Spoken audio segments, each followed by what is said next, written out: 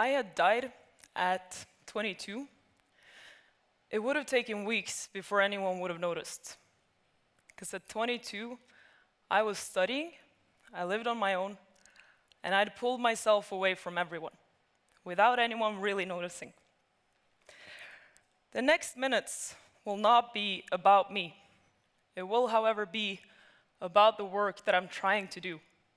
Because 2 years ago, I decided to put an end to loneliness.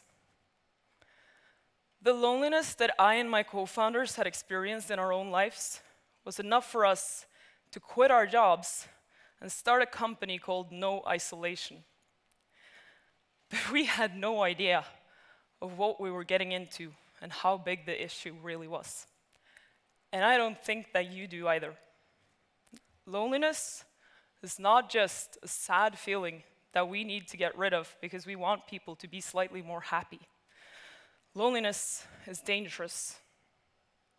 People suffering from loneliness is in a constant fight or flight mode. A stress mode very much equal to the one I'm experiencing right now. Only there's a huge difference between me experiencing this for a couple of minutes now and living with it for years. These increased stress levels lead to a number of things, but there are some consequences that are more severe than others. Several studies have shown that feeling lonely results in a 29% increased risk of heart disease. Feeling lonely also increases the risk of having a stroke with 32%. You might not believe it, but when it comes to heart disease, loneliness is a bigger killer than obesity. So if we could do our own mini experiment, and all of you could raise your hand. And please keep it there until told otherwise. So think about the feeling of being all alone. How it is like to not have anyone you feel you can talk to or reach out to in a moment. Now everyone who has never had that feeling can take their hands down.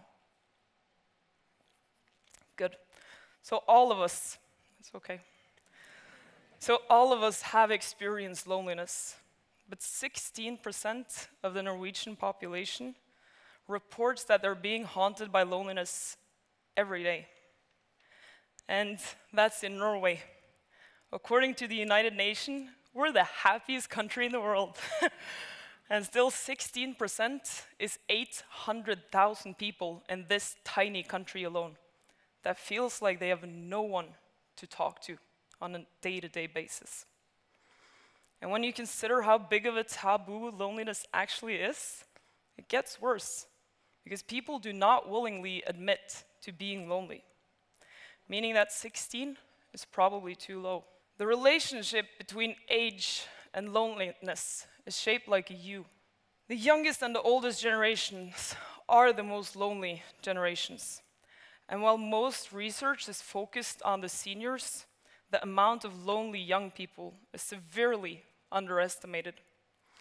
It should be no surprise to anyone here that lonely children, teenagers, and young adults perform worse at school, are more depressed, and experience more suicidal thoughts than their socially connected peers. And then there are children suffering from long-term illness. And with long-term illness, I mean ME and CP and cancer and heart failure, all of these diagnoses. And they're particularly exposed to being socially isolated and lonely. And they lose their place in society with their diagnosis. It's not always easy to find their way back. I didn't realize how important this issue was until I met a woman named Anna. 14 years before I met her, one of her twin daughters was diagnosed with a form of cancer. And Cornelia lost her life after having spent 2 years moving in and out of various hospitals. But when Cornelia passed away, Anna looked back on the previous 2 years with grievance, because the worst thing had not been the diagnosis or the treatment or the pain, but the fact that her teenage daughter became isolated from her friends and her normal life. A 13-year-old girl is a 13-year-old girl, and no diagnosis in the world can take away her social needs. But an illness will definitely get in the way of her acting upon those needs. So let's move on to something slightly less heavy. I guess that all of you have heard of Tinder. It's a dating app. Yeah. I have a theory that Tinder has actually done more for public health than we give them credit for. Yeah. We could discuss it forever, because despite Tinder doing the very best job they can, more people than ever before are single. And that is actually a huge problem, because the single strongest predictor for loneliness is not your age. It is whether or not you're in a relationship. As a single woman, I am 4 times more likely to be haunted by loneliness than women who are in a relationship. But the silver lining is that in this matter, I'm very lucky to be a girl, because that guy, he's 10 times more likely being haunted by loneliness than his mates who are in relationships. And yes, it is a fact that single people are more miserable than those who are hitched. You would think that by 2017 we would have figured out how to properly connect people. But it looks like we're getting worse at it. Loneliness has become a pandemic. It does not discriminate on age or gender or borders. It happens all over the world, and it happens most frequently to those of us who are already vulnerable. And as I said in the beginning, I don't think I can stress this enough. The constant flight or fight mode results in a 29% increased risk of heart diseases. That's equivalent to smoking 15 cigarettes every day. It is more dangerous than being an alcoholic. And on top of these physical risks, there's one more thing. Feeling lonely doubles your likelihood of getting dementia. Obviously, there's an enormous individual cost in that of feeling all alone. There's also an enormous public cost. People getting sick is expensive. It is extremely expensive. And to give you a specific example of how loneliness is expensive, we can stay on dementia, because 66% of all the money we spend on mental health care is spent on people suffering from dementia. And loneliness doubles your risk of developing it. So we're going to add one more number, 12%. 12% of the Norwegian population is daily smokers. 16% of us, or maybe more, are haunted by loneliness. We know that both of them gives you an equally increased risk of heart disease and strokes. So it's both extremely dangerous, and one of them is even exceptionally painful.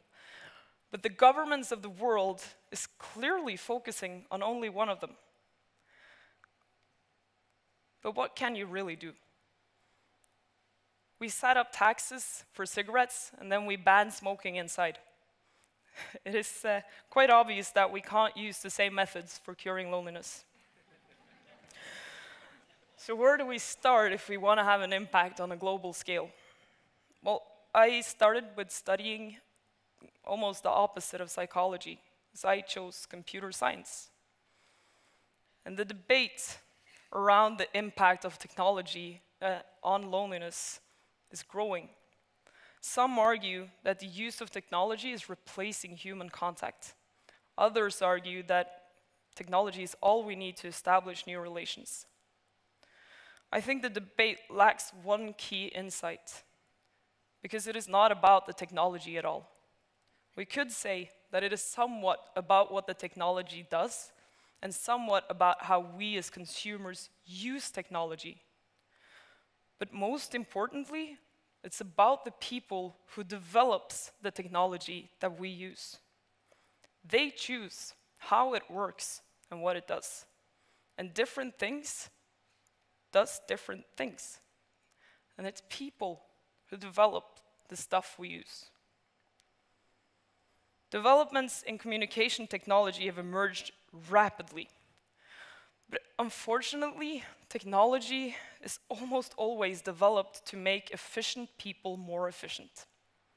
New technologies is too often built for those who are already moving fast, rather than for those who might benefit from it the most. And for vulnerable groups, the most important developments have failed to appear. And I can give you one of the many perfect examples of how the tech world has left the senior generations behind. Technology-based innovations such as video conferencing, it's been around for years. We've also known for years that video conferencing has a very positive impact on social isolation and loneliness.